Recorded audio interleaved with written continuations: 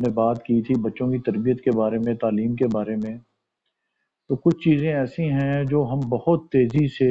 ہمارے معاشرے میں بدلتی جا رہی ہیں، جو شاید ہمیں اندازہ نہیں ہے، ہمیں یہ پتہ نہیں چل رہا کہ ہم کتنی تیزی سے ہم بدل رہے ہیں۔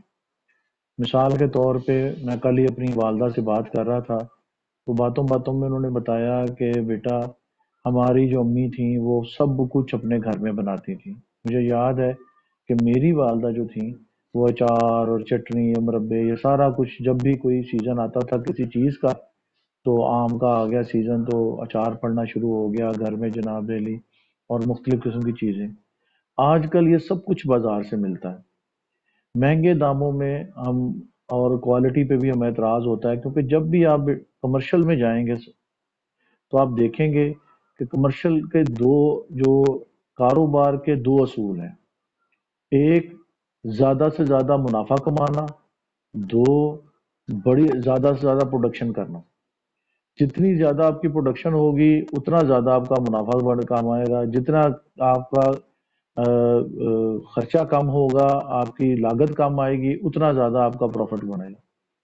کھانے پینے کی چیزوں میں جب یہ دو چیزیں مد نظر ہوں تو آپ کو سوچ لینا چاہیے کہ اس کے اوپر صرف ایک چیز پہ کمپرومائز ہوگا، پاکستان جیسے ملک میں یا پوری دنیا میں ہوتا ہے، صرف وہ دکھاوے کے لیے ایف ڈی اے اور یہ وہ بنایا ہوتا ہے۔ ساری کلی کھل گئی ہے امریکہ کی، 15 لاکھ روپیہ پر بندے کے وہ اپنا لگا رہے ہیں، کھربوں کھربوں روپیہ سالانہ اپنی صحت پہ، اور سب سے زیادہ بندے وہاں مرے ہیں کرونا سے، اور سب سے زیادہ دنیا کے 20 وہاں پہ ہیں، سب سے زیادہ ہیلتھ ایشوز وہاں پہ ہیں۔ تو یہ سب باتیں بنانے کی ہیں صرف لوگوں کو دکھانے کے لیے۔ وہ ہالی ووڈ کے ہیرو ہیں ریمبو، جس طرح وہ انڈین فلموں کے ہیرو جو تھے، وہ ہر اپنا سال 5-10 فلمیں بناتے تھے جس میں پاکستان چائنا کو بڑی پھینٹی لگاتے تھے، اور وہ آپ نے دیکھ ہی لیا ہے کہ ان ہیروز کا کیا حال ہوا ہے پچھلے 5 سال۔ خیر، ہم اپنے مقصد اپنے ٹاپک سے نہیں نکلتے۔ میں نے کل پرسوں یہ سوچا کہ ہم اپنی جو ہماری تربیت گاہیں تھیں، اصل ہماری تربیت گاہیں جو تھیں وہ ہمارے والد تھے، ہماری والدائیں تھیں۔ ہماری والدہ جو تھیں وہ بچیوں کو تربیت دیتی تھیں، وہ ہماری جو مائیں تھیں وہ جناب علی بچیوں کو کس طرح اچار ڈالنے ہیں، کس طرح یہ چھوٹی چھوٹی چیزیں گھرستی سکھاتی تھیں، کس طرح بچت کرنی ہے، کس طرح گھر کے جو خامند ہے اس کے اوپر کم سے کم برڈن ڈالنا ہے۔ اسی طرح جو باپ تھے وہ سمجھاتے تھے بچوں کو کہ کیسے تم نے اپنی بیوی کے ساتھ رہنا ہے، کیسے اپنی وہ گھر کی خواتین کے ساتھ کیسے ڈیل کرنا ہے۔ ہمارا معاشرہ دن بدن تباہی کا شکار ہوتا چلا جا رہا ہے۔ خاص طور پہ مشرف کے بعد تو ایک ایسی تباہی آئی ہے روشن خیالی کی کہ میں آپ کو بتا نہیں سکتا۔ اگر آپ نے چیک کرنا ہے کہ ہم نے کتنی روشن خیالی میں ترقی کی ہے، تو صرف آپ یوٹیوب پہ یا ٹک ٹاک پہ جا کے ایلیکس بھٹی لکھ دیں تو آپ کو سمجھ آ جائے گی کہ کیا اعلیٰ عرفہ تعلیم جو ہے وہ ہمارے کالج دے رہے ہیں اس وقت۔ یہ لبرل جو ہیں یہ ہمیں کہاں لے جانا چاہتے ہیں۔ آپ صرف یورپ اور امریکہ کا جو خاندانی مسئلہ ہے، جو ان کے اسکولوں میں جو ہو رہا ہے، جو وہ اپنا ان کے اپنا اس سے باہر ہو گیا ہے، وہی بے حیائی اور بے راہ روی جو ہے وہ ہمارے اداروں میں داخل کرنا چاہتے ہیں۔ میں نے کل اپنے بچوں کو کہا، میں نے خود آم کاٹے، اپنے بچوں کو آم کاٹنے سکھائے، پھر ہم نے جناب لے ہمیں مہنگا پڑا اچار جیسا بھی تھا، لیکن ہم نے خود گھر میں ڈالا صرف بچوں کو سکھانے کے لیے کہ یہ کام جو ہے یہ خود کرنا چاہیے۔ اسی طرح اب ہم 2 دن بعد ہمارے مزید آئیں گے، ہم اس کی چٹنی بنائیں گے آم کی۔ اسی طرح ہمارے ایک سسٹم ہوتے تھے، ایک رواج ہوتے تھے کہ پیسہ جو ہوتا تھا وہ اڑانے کے لیے، عیاشی کے لیے نہیں ہوتا تھا۔ پیسہ اللہ تعالیٰ جب دیتا ہے تو اس کے ساتھ وہ اللہ تعالیٰ آپ پہ امتحان دیتا ہے کہ آپ نے اس کو کیسے خرچ کرنا ہے۔ ہم جس طرح اپنی وہ بنیادی جو دینی اور سماجی اور ایک جو ہمارا رہتل تھی جس کو ہم کہتے ہیں پنجابی میں، جو ہمارا ایک گھرستی تھی، ہم جیسے جیسے اس سے دور ہوتے چلے جا رہے ہیں ویسے ویسے تباہ ہوتے چلے جا رہے ہیں۔ ہمارے وہ جو ایک اعلیٰ معیار تھے کہ ماں کی کس طرح عزت کرنی ہے، باپ سے کس طرح پیش آنا ہے، بیوی سے کیسے پیش آنا ہے، بچوں سے کیسے پیش آنا ہے، چچا تایا رشتہ داروں سے کیسے پیش آنا ہے، خالہ خالو کس طرح ان سے باتیں کرنی ہے، کس طرح اپنے کزن سے ملنا ہے، وہ سب ختم ہو گیا ہے۔ اب صرف ایک ہی چیز رہ گئی ہے، لٹو تے پھٹو، کھاؤ پیو اور موج مناؤ۔ یہ جہان جو یہ دنیا ہے اس کے اوپر جس طرح مجھے آج بھی یاد ہے کہ ہمارے بزرگ ایک واقعہ سناتے تھے کہ ان کو رات کو خواب میں اپنا ایک خواب آیا بزرگوں کو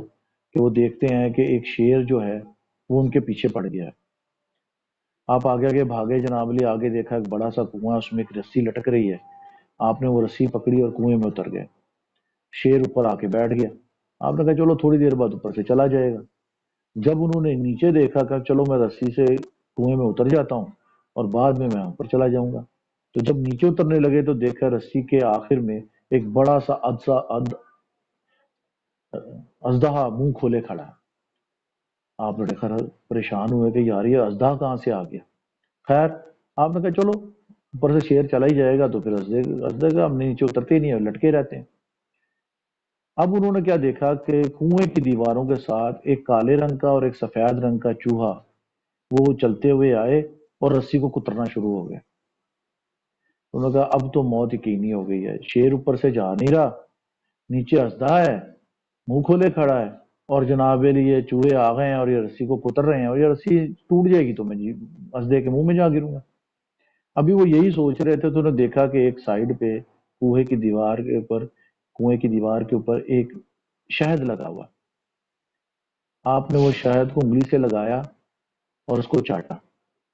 اور جیسے ہی شہد چاٹا، نہ انہیں اوپر کا شیر یاد رہا، نہ نیچے کا اژدہا یاد رہا، نہ کالے سفید چوہے یاد رہے، اور ایک دم ان کی آنکھ کھل گئی۔ جب وہ کھلی تو آپ اپنے بزرگ کے پاس گئے اور ان کو کہا، وہ سارا واقعہ سنایا کہ حضور مجھے یہ خواب آیا ہے۔ تو انہوں نے اس کی تعبیر سنائی، انہوں نے کہا بیٹا جو اوپر ہے وہ شیر جو اوپر ہے وہ اللہ تعالیٰ کی ذات ہے جو ہمیں دیکھ رہی ہے، نیچے جو اژدہا منہ کھولے کھڑا ہے وہ قبر ہے، جو رسی ہے وہ زندگی کی رسی ہے، جو کالے سفید چوہے ہیں وہ دن اور رات ہیں جو رسی کو ٹک رہے ہیں، اور وہ جو شہد ہے وہ شہد دنیا ہے۔ جیسے ہی آدمی دنیا کو چاٹتا ہے اسے ہر چیز سے بے خبر ہو جاتا ہے، اسے نہ موت یاد رہتی ہے، نہ اللہ یاد رہتا ہے، نہ زندگی کا گزر جانا یاد رہتا ہے، بس وہ اس دنیا میں مست ہو جاتا ہے اور جناب علی اپنی ساری زندگی کو وہاں بیٹھتا ہے۔ ہمیں یہ ہدایتیں، یہ حقائقیں، یہ طریقے ہمارے بزرگ ہمیں، اب میں دیکھتا ہوں لوگ اپنی جعلی مصنوعی زندگی کو کام رکھنے کے لیے تین تین نوکریاں کر رہے ہیں، دن رات گدھوں کی طرح بھاگے پھر رہے ہیں۔ ہمیں اپنے بچوں کو ایسی تربیت دینی پڑے گی کہ وہ تربیت جو ہے وہ ہمارے بچے جو ہیں، ہمیں واپس بیک ٹو دا اسکول جانا پڑے گا، ہمیں واپس اس مدرسے میں جانا پڑے گا جو ماں کی گود کہلاتی تھی، ہمیں واپس اس تربیت گاہ میں جانا پڑے گا جو والد صاحب اپنے بچے کو بٹھا کے سمجھاتے تھے۔ خدا را اپنے بچوں کو وقت دیں،